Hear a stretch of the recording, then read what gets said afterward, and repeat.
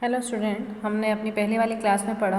कि बेरोजगारी के क्या दुष्परिणाम हैं जिनका प्रभाव समाज के सामाजिक और आर्थिक ढांचे पर पड़ता है। उसके बाद हमने पढ़ा कि भारत में बेरोजगारी की समस्या को दूर करने के लिए क्या प्रारंभिक उपाय किए जा सकते हैं जो इस समस्या को हल करने में काफ़ी कारगर साबित होंगे। अब हम आगे पढ़ेंगे कि बेरोजगारी के उन्मूलन के लिए सरकार के द्वारा क्या प्रयास किए गए हैं और वो प्रयास कितने कारगर रहे हैं। आज़ादी के बाद की स्थिति देखी जाए भारत में तो सरकार बेरोजगारी के उन्मूलन के लिए प्रयासरत रही है। उन्होंने इसे एक देश के राष्ट्रीय विकास के लिए, आर्थिक विकास के लिए एक प्रमुख बाधा मानते हुए इसके को समाप्ति के लिए विशेष प्रयास किए हैं। सरकारी स्तर पर किए गए इन प्रयासों को समझने के लिए एक विश्लेषणात्मक जानकारी की या ज्ञान की आवश्यकता होती है। नियोजित अर्थव्यवस्था की शुरुआत के बाद से ही भारत में जब आर्थिक नियोजन को अपनाया गया तो इस आर्थिक नियोजन की नीति अपनाने के बाद रोजगार उन्मूलक जो कार्यक्रम थे उन पर जोर दिया गया और इसके बाद विभिन्न पंचवर्षीय योजनाओं के माध्यम से बेरोजगारी को दूर करने के लिए आवश्यक प्रयास किए गए। प्रथम पंचवर्षीय योजना से ही वर्तमान समय तक पंचवर्षीय योजनाओं के माध्यम से देश के कामगार जनसंख्या को रोजगार उपलब्ध करवाने, व्यक्तियों को अपना स्वरोजगार स्थापित करने के लिए ऋण उपलब्ध करवाने, निजी व्यवसाय प्रारंभ करने और आदि कई उपाय करने के लिए पंचवर्षीय योजनाओं के माध्यम से लोगों को सहायता उपलब्ध करवाई गई है। रोजगार उपलब्ध करवाने के लिए सरकार के द्वारा ग्रामीण क्षेत्रों में और पिछड़े क्षेत्रों में समन्वित विकास कार्यक्रम, राष्ट्रीय ग्रामीण रोजगार कार्यक्रम, मनरेगा, जवाहर रोजगार योजना, राष्ट्रीय ग्रामीण योजना, ग्रामीण भूमिहीन गारंटी योजना, प्रधानमंत्री रोजगार सृजन कार्यक्रम, कौशल विकास कार्यक्रम, राष्ट्रीय ग्रामीण आजीविका मिशन, मनरेगा के बारे में पढ़ चुके हैं, मेक इन इंडिया, स्वास्थ्य बीमा योजना, प्रधानमंत्री बीमा योजना या पेंशन योजना आदि कई ऐसी नीतियां हैं जो सरकार ने पंचवर्षीय योजनाओं के माध्यम से बेरोजगार की जो समस्या है उसका समाधान करने के लिए इनका उपाय किया है। तो बच्चों ध्यान रखिएगा, अगर आप आंसर लिखते हैं तो उसमें समाधान में प्रारंभिक उपाय लिखिए। उसके बाद अगर आपको अच्छे नंबर लाने हैं तो इसमें लिखिए कि सरकार के द्वारा क्या क्या प्रयास किए गए हैं। पंचवर्षीय योजनाओं का आप शॉर्ट में बता दीजिए। उसके बाद लिखिए कि सरकार के द्वारा कुछ योजनाएं प्रारंभ की गई हैं और उसमें 4-5 योजनाओं के नाम दे दीजिए। जैसे प्रधानमंत्री रोजगार सृजन कार्यक्रम में विनिर्माण हेतु 25 लाख रुपए और सेवा क्षेत्र हेतु 10 लाख रुपए की क्रेडिट या ऋण सीमा रखी गई है। कौशल विकास कार्यक्रम में 2022 तक 500 मिलियन कुशल कार्मिक तैयार करने का लक्ष्य रखा गया है और इसके लिए प्रयास किए जा रहे हैं। राष्ट्रीय ग्रामीण आजीविका मिशन में यह लक्ष्य रखा गया है कि ग्रामीण परिवार के कम से कम एक महिला सदस्य को स्वयं सहायता समूह के नेटवर्क में शामिल किया जाए ताकि गरीब परिवारों में किसी एक महिला सदस्य को रोजगार प्राप्त हो सके। इसके साथ ही इसी के तहत जम्मू कश्मीर के युवाओं हेतु जो क्षेत्र आतंकवाद की समस्या से ग्रसित है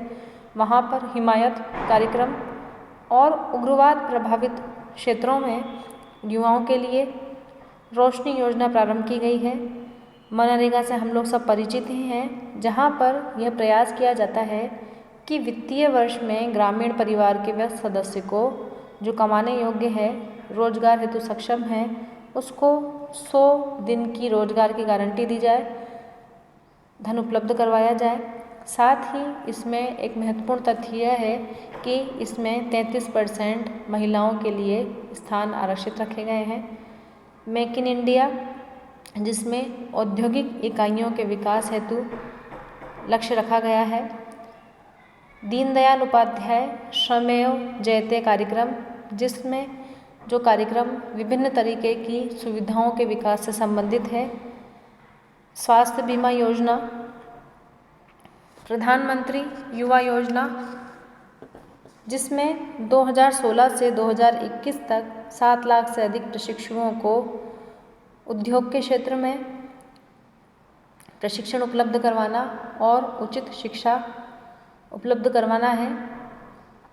इसके अतिरिक्त अटल पेंशन योजना, प्रधानमंत्री जीवन ज्योति बीमा योजना आदि कई ऐसी योजनाएं हैं जो सरकार के द्वारा आज़ादी के बाद से अभी तक चलाई जा रही हैं ताकि बेरोजगारी की समस्या का समाधान किया जा सके। तो आपको बच्चों इस तरह से इन सभी योजनाओं के बारे में शॉर्ट में बताना है। साथ ही आप ये भी बता सकते हैं कि वर्तमान समय की स्थिति देखी जाए तो जहां सरकारी प्रयास के बावजूद भी बेरोजगारी की समस्या को कम नहीं किया जा, कुछ हद तक नियंत्रण में लिया गया है, लेकिन पूरी तरह से इसको समाप्त किया नहीं कर पाए हैं। तो ऐसी स्थिति में वर्तमान समय में सरकार ने युवाओं के लिए स्टार्टअप इंडिया के माध्यम के नाम से जो योजना शुरू की है, वो समाज के आर्थिक और सामाजिक ढांचे में बदलाव लाने में काफ़ी हद तक सक्षम रही है। आज हम यदि भारत की स्थिति देखें तो जो स्टार्टअप प्रोग्राम है, जिसमें देश का कोई भी युवा को ऋण उपलब्ध करवाया जाता है, साथ ही ऋण प्राप्ति में और उद्योगों की स्थापना के लिए लोन प्राप्त करने में